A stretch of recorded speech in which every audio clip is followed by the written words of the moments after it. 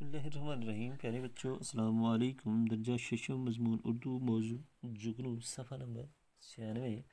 بچوں آج ہم اس سبق کو پڑھیں گے۔ برسات کی رات تھی اندھیری، کچھ نیند اچٹ گئی تھی میری، پانی جو برس کے کھل گیا تھا، گلشن کا غبار دھل گیا تھا، بیدار تھی باغ میں اکیلی، پھولوں سے لدی ہوئی چنبیلی، اتنے میں جو روز چلی ہوا کی، قسمت ہی چمک گئی فضا کی، ہونے لگی جگنوؤں کی بارش، فطرت کے جمال کی تراوش، روشن تھا اس قدر اندھیرا، گویا ہونے کو تھا سویرا، جگنو اس طرح اڑ رہے تھے، ہیروں میں پر لگے ہوئے تھے، پیپل تو چنار میں بن رہا تھا، ہر شاخ سے نور چھن رہا تھا، ظلمت موتی لٹا رہی تھی، پریوں کی بارات جا رہی تھی۔ پیارے بچوں، یہ نظم سکندر علی واجد نے لکھی ہے۔ برسات کی رات تھی اندھیری، کچھ نیند اچٹ گئی تھی میری، یعنی سکندر علی وجد اپنی نظم جگنو میں کہتے ہیں، یعنی ان نظم جو ہے اس میں سکندر علی وجد اپنی نظم میں کہتے ہیں کہ برسات کی ایک اندھیری رات میں میری نیند کھل گئی تھی، پانی جو برس کے کھل گیا تھا، گلشن کا غبار دھل گیا تھا، میں نے دیکھا کہ بارش کے بعد پانی ہر طرف پھیلا ہوا تھا، اور اس طرح اس پانی کی بدولت گلشن کا گرد و غبار دھل گیا تھا، بیدار تھی باغ میں اکیلی، پھولوں سے لدی ہوئی چنبیلی، باغ میں پھولوں سے لدی چنبیلی جاگ رہی تھی، یعنی چنبیلی کے پھول کھلے ہوئے تھے، ان پھولوں کا رنگ سفید ہونے کی وجہ سے وہ رات کے اندھیرے میں بھی دکھائی دے رہے تھے، یعنی چنبیلی کے سفید رنگ کے سبب شاعر نے کہا ہے کہ پھولوں سے لدی ہوئی چنبیلی جاگ رہی تھی،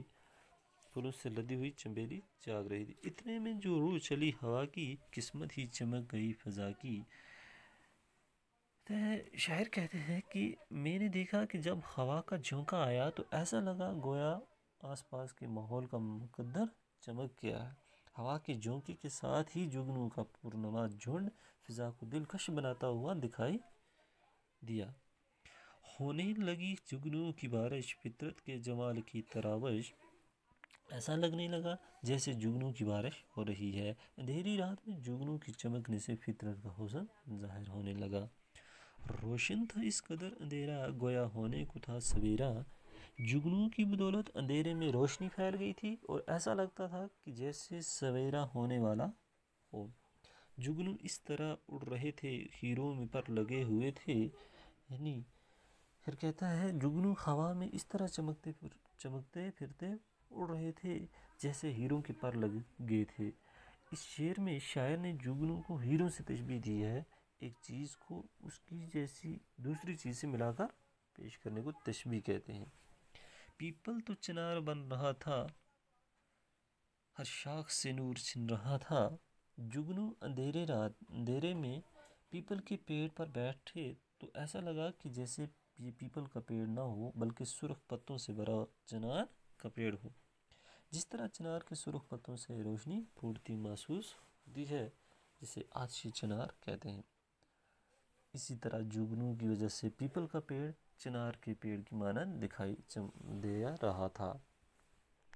ظلمت موتی لٹا رہی تھی، پریوں کی بارات جا رہی تھی، یعنی شاعر کہتے ہیں جگنو کے چمکنے سے ایسا لگ رہا تھا جیسے اندھیرے سے موتی پھوٹ رہے ہوں اور جیسے پریوں کی بارات جا رہی ہو۔